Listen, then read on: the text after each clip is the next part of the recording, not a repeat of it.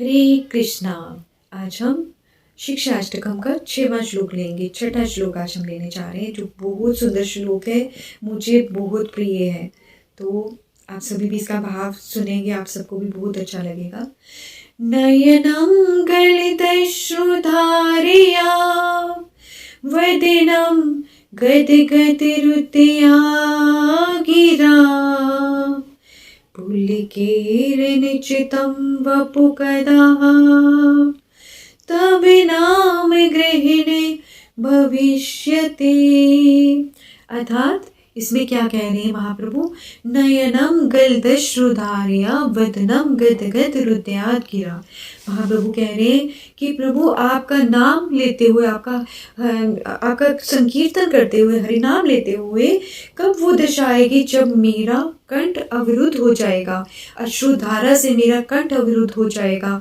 और मेरे अर्थात यहाँ पे अष्ट सात्विक विकारों की बात हो रही है कि कब वो समय आएगा जब मैं आपका नाम एक बार कृष्ण बोलूँगा और मेरे अंदर वो विकार आ जाएंगे, वो अष्ट सात्विक विकार आ जाएंगे कि मेरा कंठ रुद्ध आ जाएगा, मैं बोल नहीं पाऊँगा, मेरे कंठ से वो आवाज़ नहीं निकल पाएगी, अश्रुओं से मेरा कंठ भर जाएगा। वो स्थिति कब आएगी नाम करते हुए? क्या हमारे साथ ऐसा कभी होता है? हमें स्वयं को चेक करना चाहिए। हम बोलते हैं हरे कृष्ण कृष्ण कृष्ण हरे हरे, हरे राम राम राम हरे हरे। क्या बोलते हुए हमारे साथ ऐसा होता है? क्या हमारा कंठ कभी अवरुद्ध होता है? नहीं होता, क्योंकि अभी हमारी वो अवस्था नहीं आई है।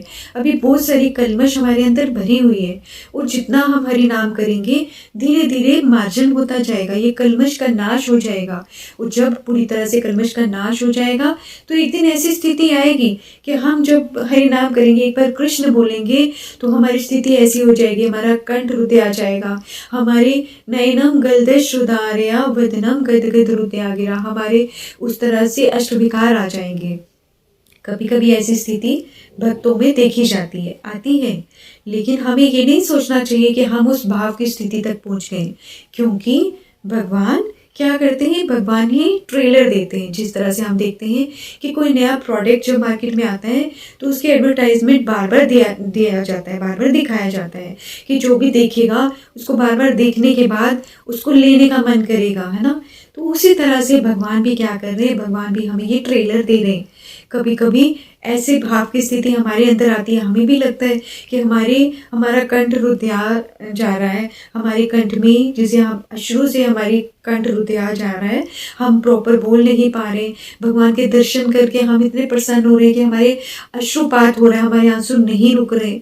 हम किसी धाम में जाते हैं, वृंदावन धाम या किसी भी धाम में जाते हैं, वहाँ पे ठाकुर जी के दर्शन करके हमारी स्थिति ऐसी हो जाती है कि हमारे आंसू रुकते नहीं है, हमें रोमांच होने लगता है। लेकिन वो स्थिति क्या हमेशा बनी रहती है? नहीं, वो कुछ पल के लिए वो स्थिति आती है हमारे भीतर और फिर चली जाती है, और उसके बाद हम चाह के भी वो स्थिति वापस नहीं ला पाते हैं। और यहाँ से हमें समझना चाहिए कि भगवान हमें ये ट्रेलर दे रहे हैं कि कितना आनंद है उस स्थिति में। जब थोड़ी देर के लिए वो स्थिति हमारे जीवन में आती है, हम इतने आनंदित हो जाते हैं।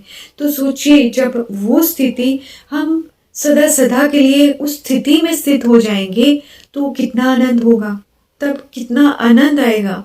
उस स्थिति को पाने के लिए हमें और भी हरि नाम करना होगा। जितना ज़्यादा हरि नाम करेंगे उतना धीरे धीरे हमारे कलमश का नाश होगा और हम उस आनंद की अनुभूति कर पाएंगे, जो आनंद प्रति पल बढ़ता है, कभी घटता नहीं है।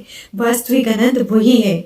ये दुनिया का आनंद कैसा है? जिस तरह से अगर किसी को मिठाई में गुलाब जामुन पसंद है ना, उसको गुलाब जामुन आनंद दे रहा है, वो एक गुलाब जामुन खाएगा, बहुत आनंद आएगा, दूसरा खाएगा, थोड़ा और उसको अच्छा लगेगा, 4 गुलाब जामुन खाएगा, उसके बाद यदि वो खाना चाहेगा, धीरे धीरे क्या होगा? वो आनंद धीरे धीरे कम होने लग जाएगा, वो आनंद बढ़ने के बजाय कम होने लग जाएगा। ये है भौतिक जगत का आनंद, है ना। भौतिक वस्तुओं में ऐसा ही आनंद है, जो एक बार तो हमें आनंद देती हैं, लेकिन उसके बाद उनका आनंद धीरे धीरे कम होने लगता है। लेकिन अध्यात्म में ऐसा नहीं होता। अध्यात्म में जब हमें आनंद आता है, वो आनंद हमेशा बढ़ता रहता है। और आनंद की वास्तविक परिभाषा यही है, प्रतिपल वर्धनम। जो आनंद वही है जिससे जो हमेशा बढ़ता रहे, कभी घटे ना। और भौतिक जीवन में जो आनंद है वो उस गुलाब जामुन की तरह है, जो हम पहली बार खाएंगे हमें आनंद देगा और धीरे धीरे वो ही गुलाब जामुन हमें वोमिटिंग की स्थिति तक लेके आ जाएगा कि हम इतना ज़्यादा उब जाएंगे उसको खा के, हम उससे ज़्यादा नहीं खा पाएंगे। तो फिर वो वस्तु हमें आनंद कहाँ दे रही है? उसमें वास्तविक आनंद नहीं है। आनंद किस में है? हरि नाम में, भगवान के नाम में आनंद है। तो हमें उस आनंद को प्राप्त करने के लिए ही प्रयास करना है। भौतिक वस्तुओं का क्षणिक आनंद हमें कभी भी पूरी तरह से आनंदित नहीं करता, वो हमेशा अधूरा ही रहता है। लेकिन जब पूर्ण आनंद की प्राप्ति अगर हमें करनी है तो हमें क्या करना होगा? हरे कृष्ण कृष्ण कृष्ण हरे हरे, हरे राम राम राम हरे हरे, हरे कृष्णा हरे